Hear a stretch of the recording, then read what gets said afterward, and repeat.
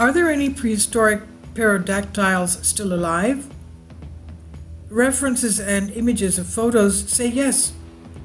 Pterodactyls, look at this, the one on the upper right-hand side. During the Civil War, this is when this picture was taken, so it's actually a real picture. Paleontologists say pterodactyls went extinct 65 million years ago, but have they really disappeared completely? This is a prehistoric creature from Alaska. John Booker, 22-year-old veteran pilot in Alaska, thought he was crazy on October 15, 2002. He and his passengers thought they had somehow flown into a scene from the movie of Jurassic Park. Not far off, to their right, was a giant winged creature, which startled the pilot and the passengers, who were all amazed. All agreed that the creature appeared to fly steadily and was just like the pictures in books about dinosaurs and other extinct animals. The flying creature was not a bird, it was a living pterodactyl. Some ornithologists have suggested that what the pilot saw was a large eagle, but Booker insisted that it was not an eagle. We must realize that the creature I saw was unlike anything I had seen before, he said. This was big, big, big.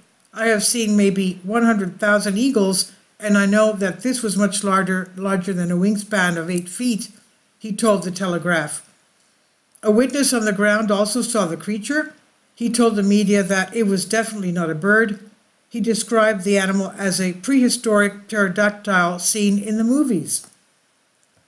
Biologist Phil Schmel, who researches wildlife in Anchorage, Alaska, saw the news in the Telegraph and stated in the paper, noting with a wingspan of 14 feet is alive. Nothing with a wingspan of 14 feet is alive on Earth today, but the last one was about 100,000 years ago. Now, the Brazil pterodactyl terror, another sighting, reported of a pterodactyl from an airplane sighting. David Haston Childress had a near mid-air encounter with a giant pterodactyl during the year 1992 in an unexplored jungle mountain region of Brazil. The amazing incident was covered by the local weekly news. Childress has a witness and an expert, an anthropologist from the U.S. named Dr. George Biles, who was on the plane with 24 passengers, who says, "This is a classic case of a white pterodactyl with a giant wingspan. Of course, I have heard rumors for many years that these prehistoric creatures still roam the Amazonian jungles, but I was skeptical like everyone else, but this was not a plane or a UFO, it was a pterodactyl," he said. Another story, people say, is that the pterodactyl was flying alongside the plane while it was about to land, and the pilot maneuvered away to avoid colliding with a giant bird. A flight attendant named Maya Cabin says, "There was this giant monster flying next to the plane. It was only a few feet from the window and seemed to be searching. I thought it was going to die. I thought I was going to die," she said.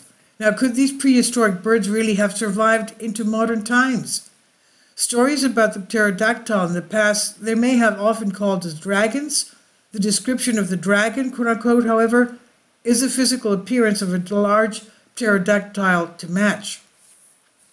In China, the priest and the pterodactyl dragons at the end of the 19th century, the Christian Russian Orthodox Church priest Saint Varsanufius pastored the Russian soldiers during the Russo-Japanese War.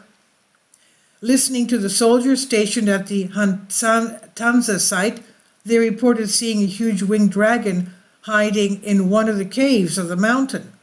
They were terrified since it hid there, and they have not seen it again since. But this shows that the stories of the Chinese and Japanese about the existence of dragons are not fantasies and myths, but pterodactyls, it appears.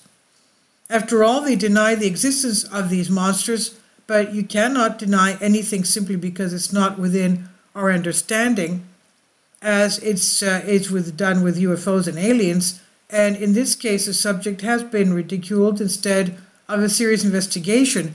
into the existence of these creatures. Examples include fake YouTube videos with questionable accounts from people looking for fame and large numbers of photoshopped images that claim to be real images of live pterodactyls. However, some photos are real. An example, a photo that has been debunked below, left by well-wishers who support the system. It's relaxed, so it's all conspiracies, as has been reported on the blog as well, as accepted attacks because he's one of the few who say things by their name. Now, actual Civil War photo.